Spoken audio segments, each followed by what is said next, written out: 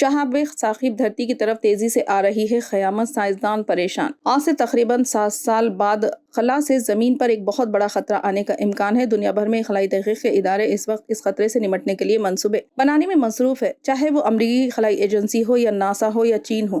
اس خطرے سے نمٹنے کے لیے سیکیورٹی فورس کی ایک الگ دستہ بنانے کی تیاری جاری ہے۔ ایک الکا کا خطرہ ہے جو 2032 میں زمین سے ٹکرا سکتا ہے۔ فی الوقت اس الکا کے زمین پر گرنے کا خطرہ کم ہے، تاہم اگر یہ درست ہو گیا تو نقصان بہت زیادہ کم ہو سکتا ہے۔ ایسی صورتحال میں یہ جاننا ضروری ہے کہ شہاب ثاقب کے زمین سے ٹکرانے کی اطلاع سب سے پہلے کہاں سے آئی، یہ خطرہ کتنا سنگین ہے۔ اگر شہاب ثاقب زمین سے ٹکرائیں تو کن کن علاقوں میں بڑے پیمانے پر تباہی مچا سکتا ہے، اس کا اثر کتنا بڑا ہوگا۔ اس مسئلے سے نمٹنے کے لیے مختلف ممالک کیا تیاری کر رہے ہیں۔ اس شہاب ثاقب کو YR4 2024 کا نام دیا گیا ہے۔ اس الکا کو ایک اپولو قسم کی چیز کے طور پر بیان کیا گیا تھا جو زمین سے ٹکرانے والا ہے۔ جب اٹلس نے اس شہاب ثاقب سے لاحق خطرے کے بارے میں وارننگ جاری کی تو دنیا بھر کے خلائی اداروں میں خوف و ہراس پھیل گیا۔ تب سے خلائی ایجنسیوں نے اس کو خلا سے گرنے والی خطرناک اشیاء کی فہرست میں پہلے نمبر پر رکھا۔ فی الحال یہ سیارچہ زمین سے تقریباً 65 ملین کلومیٹر دور ہے۔